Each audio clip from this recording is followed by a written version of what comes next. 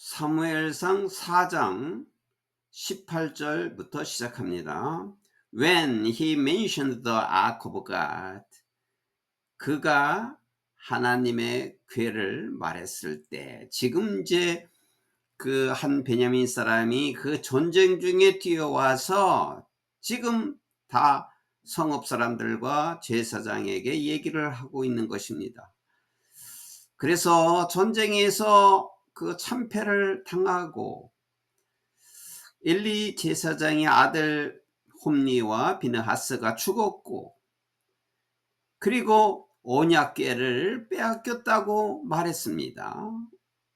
그럴 때 그가 그 언약궤를 빼앗겼다고 말했을 때 엘리 fell backward off his chair by the side of the gate. 엘리 제사장은 그 문 옆에 있는 의자에서 뒤로 넘어졌다. 뒤로 넘어져서 his neck was broken. 그의 목이 부러졌고 그리고 그가 죽었다. For he was old man and he was heavy. 왜냐하면 그는 노인이었고 그리고 체중이 많이 나갔다. was heavy. He had led Israel 40 years. 그는 40년 동안을 이스라엘을 사사로 있었다. 여기 레드는 이제 인도했다, 이끌었다 이런 뜻이지만 사사로 있었죠.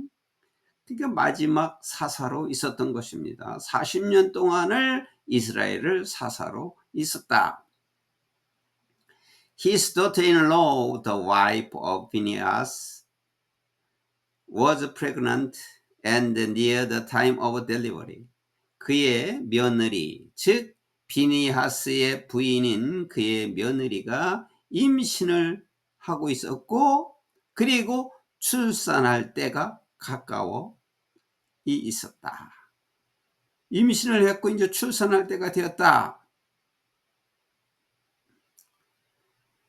When she heard the news that the ark of God had been captured and that her father-in-law and their husband were dead. 여기까지 when에 걸리는 거죠. 그녀가 그 며느리가 즉 그 비나스의 그 부인이 언약궤가 빼었다는 것과 그리고 자기의 시아버지와 자기 남편이 죽었다는 뉴스, 그 소식을 들었을 때 she went into the river and gave birth. 그녀는 고통 중에 있었고 출산을 했다. gave birth. 고통 중에서 출산을 했고 그러나 was overcome by her labor pains. 그러나 그녀의 심한 고통으로 압도되어 있었다. 그 고통을 이겨낼 수가 없었다 그 말이죠. was overcome이라는 건 수동태죠. 그녀의 큰 고통을 이겨낼 수가 없어서 as she was dying. 그녀가 죽어가고 있을 때 이제 출산을 하고 죽어가고 있을 때 the women attending her said. 그녀를 시중하고 있는 그 여자들이 said 말하기를 Don't despair. 절망하지 마세요. You have given birth to a son. 당신은 아들을 낳았습니다. 라고 말했다. But 그러나 she did not respond or pay any attention. 그러나 그녀는 반응도 없었고 관심도 없었다. She named the boy Ichabod, saying, The glory has departed from Israel.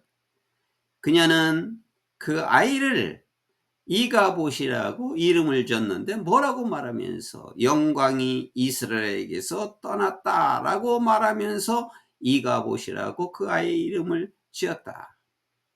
Because of 뭐 때문에 the capture of the ark of God. 하나님의 궤가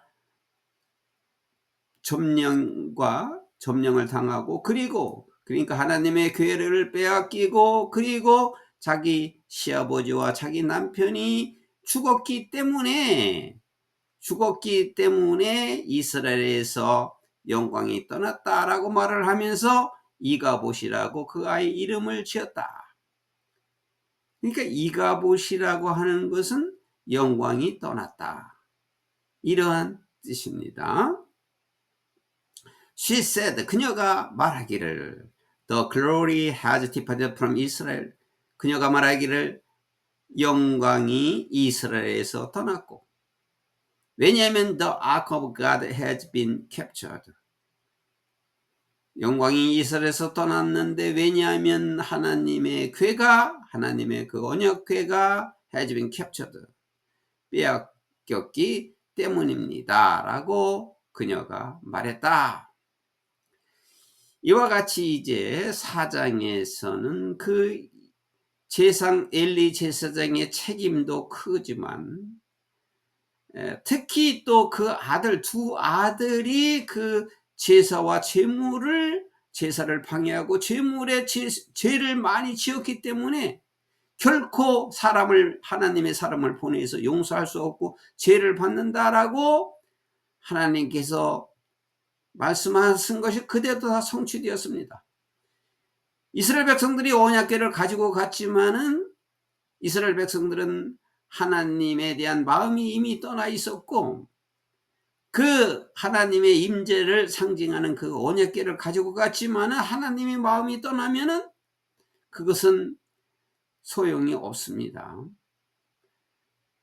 그래서 언약궤는 하나님이 임재하고 있다는 상징인데, 이미 그 이스라엘 백성들이 다 마음이 떠났고 이 제사장과 그 아들이 못된 짓을 했기 때문에 하나님께서 절대 용서할 수 없다, 이렇게 말씀하신 것처럼 블레셋과 싸움을 하게 해서 블레셋으로 하여금 그 죄를 받게 한 것입니다. 그래서 우리 성도들도 항상 영적으로 무장을 해야 되고 하나님과 소통을 해야 되고 하나님과 항상 교통을 나누면서 무장을 하고 하나님께 항상 가까이 있어야 된다는 사실을 우리에게 알려주고 있는 것입니다.